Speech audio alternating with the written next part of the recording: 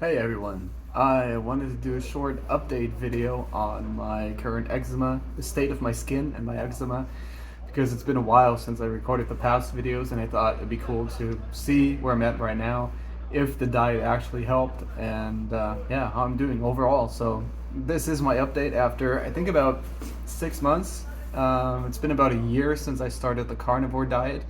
It was beginning of 2023, so last year.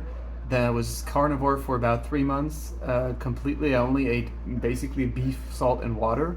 Then I switched to the GAPS protocol. So I started making broth. I started making chicken broth and beef broth, adding some very cooked veggies.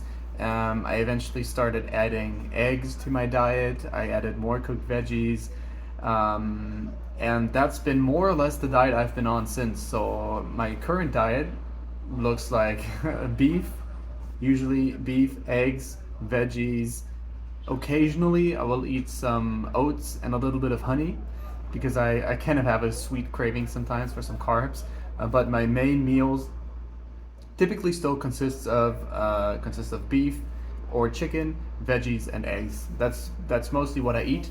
I'm currently traveling. Actually, I'm currently in Brazil, so it's a bit challenging to make the broth everywhere I go. I don't have huge kind of pots that I carry around, and I can't buy whole chickens everywhere and like really have the time to make the broth. But so while I'm traveling, I'm just sticking to simple meats, veggies, and eggs. That's mostly it, and a little bit of honey and some dark chocolate if I'm feeling very adventurous and feel like I want to have some sweets. So that's all I'm doing. And my skin, it's probably hard to see on the video, but it's pretty much perfect. Like I haven't had any problems since I've started traveling, which was about 3 months ago.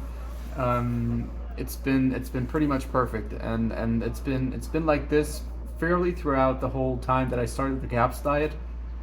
I had some times where I would have a week or two where like my neck would get more inflamed, or my arms or my fingers would get a little more inflamed, and especially I noticed that when it was starting to get colder in Germany.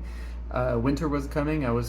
Winter is coming. I was still there in October, and it started getting a little bit chilly. I had to wear some gloves on my hands, and when I would go out and bike around the city, my fingers would get very cold, and then the dry air would kind of lead to my, yeah, kind of the eczema coming back on my fingers. I think that's what it was, at least. That's what happened when it gets colder. And so I can't say for certain that it's only the food, because I'm also in Brazil now, which is a much more tropical kind of climate. It's much, yeah, you can go outside without a shirt on. You can, and there's a lot of humidity in the air, and I've always noticed that when I'm in countries where there's higher humidity, it's generally warmer, and they have a higher yeah, humidity in the air. Like I was in Japan, for example, in summer it was the same there. Now I'm in Brazil, and it feels so much better for my skin. I'm close to the ocean as well, which helps. There's a lot of salt kind of that comes from the ocean in the air, being close to the ocean.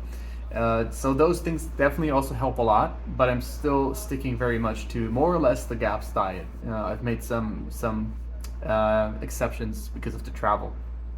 When I get back home, I'll probably go back to doing the broth for a while, making a real chicken broth and adding some veggies, because I feel like my body does crave a little bit of that nourishment.